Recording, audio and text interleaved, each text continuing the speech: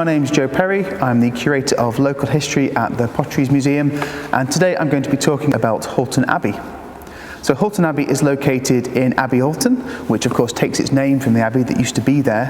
And the abbey was built in about 1219, and it was used by the Cistercian order of monks who lived quite a plain life, dedicated to manual labour and prayer.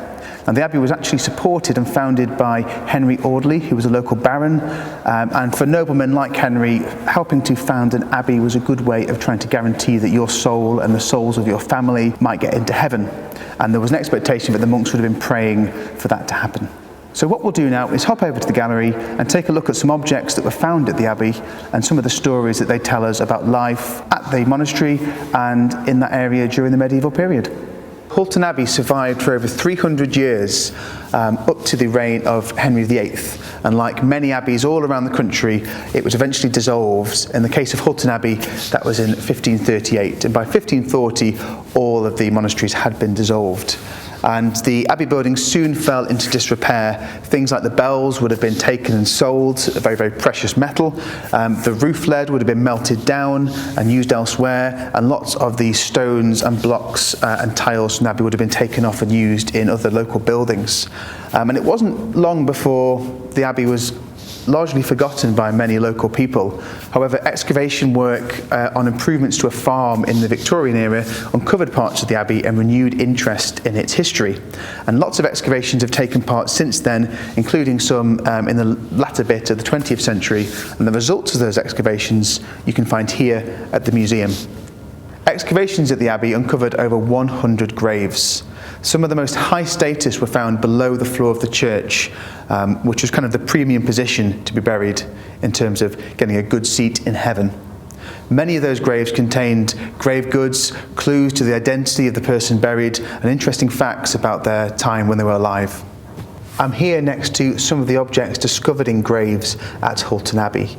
Firstly, we have this chalice, and you may be surprised to learn that this chalice is made from beeswax, and this was found in a grave which is interpreted to be that of a priest.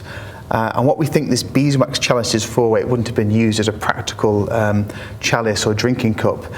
It more represents some of the tools of that priest's trade, specifically here the chalice to which he would have led mass with, so representing his life and his tools as a priest.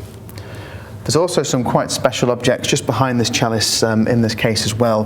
Here we actually have hair from the body of Lady Elizabeth Audley. So again, part of the Audley family who originally founded the abbey, although she was born sometime after that. Although much of her body had decayed and her body was reduced to a skeleton, her hair was actually encased in clay, which helped it survive. So we have these wonderful braids of Elizabeth's hair surviving to this day. And we can actually tell some quite interesting details about Elizabeth from her body and from her hair, including that she possibly suffered from split ends. And finally down here we have this fragment of clay, which was stuck to the side of one of the graves. And in the clay you have this impression of a sheet or woolen garment that was used on the body. So although the garment itself doesn't necessarily survive, we have the impression of it preserved wonderfully in this lump of clay. In the case behind me, you can see some of the architectural fragments which have been discovered from the abbey. And of course, the foundations of some of the abbey walls can still be seen on site today. You can see parts of columns, tiles from floors, roof tiles, and these wonderfully carved pieces of sandstone resembling various things like faces and flowers. Now all of this might indicate that Hulton Abbey was a grand or even rich building, and although the architecture certainly made a statement, the truth is that Hulton Abbey for most of its history was relatively small and relatively poor.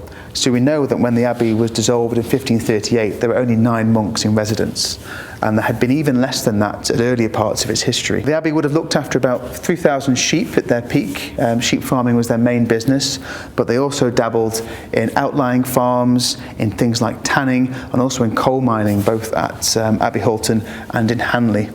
And we believe that many of the tiles used in the abbey were made very, very locally in the Abbey Hulton area and also nearby at Sneyd Green.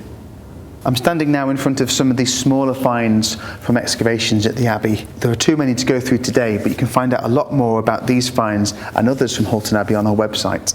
Now over at the back here, we have a wonderful little bronze seal matrix. Now items like this were used to push into softened wax to seal envelopes, leaving an impression behind based on the design on the seal. Now this seal actually features a tiny squirrel with a delightful Latin inscription which translates as "I crack nuts." We also have these tiny lead stars that were discovered at the Abbey. We're not quite sure how these would have been used. It's likely they may have been gilded to look gold or perhaps painted in other vivid colours, and they may have decorated ornamental book covers or even been attached to ceilings to create a decorative effect above your head. We also have this, another wax object in this case. This is a wax seal, and it actually comes from Rome, and it may have been brought back from someone who'd made a pilgrimage out to Rome and returned with that seal. Well, I hope that was of interest and you enjoyed finding out a bit more about Hulton Abbey. That's just the tip of the iceberg, and there's loads more to find out online and on the museum website. Do keep your eye on the museum's social media channels like Facebook and Twitter, and we look forward to bringing you more talking treasures very soon. Thank you.